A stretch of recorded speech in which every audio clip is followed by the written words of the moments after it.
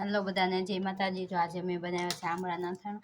જો આમળાને બાફીને પછી આમાં ખાંડ નાખી દીધી હતી, પછી થોડોક દિવસ તડકે રાખી દીધા। જો હવે આ થઈ ગયા એટલે આમાં થોડોક હવેજ નાખી દીધો। જો હવે તૈયાર હતો, આ હવેજ તૈયાર હતો એ થોડોક નાખી દીધો। આવી રીતના અથાણું બનાવતો બહુ ટેસ્ટી લાગે ને સરસ લાગે। જો આ છે આમળાનું, ખાલી ચીરું કરેલી મોરબા જેવું કરીને પછી હવે નાખી દે એટલે બહુ સરસ લાગે। તમે ઘરે જરૂર એકવાર ટ્રાય કરજો આમળાનું અથાણું। તો ખાવામાં સારું, શરીર માટે સારું, વાળ કરતા હોય તો કરતા બંધ થઈ જાય। આવું અથાણું આપણે ખાઈએ એટલે ખૂબ ટેસ્ટી લાગે, બાળકો માટે સારું। જો આવી રીતના જ કરેલું છે।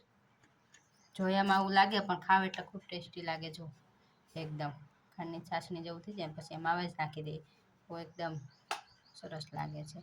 વિડીયો સારો લાગે તો લાઈક કરજો, કોમેન્ટ કરજો, સબસ્ક્રાઈબ કરવાનું ભૂલતા નહીં। બધાને જય માતાજી। વિડીયો જો અહીંયા પૂરો કરું છું। બધાને જય માતાજી। વિડીયો ગમે બધાને જય માતાજી।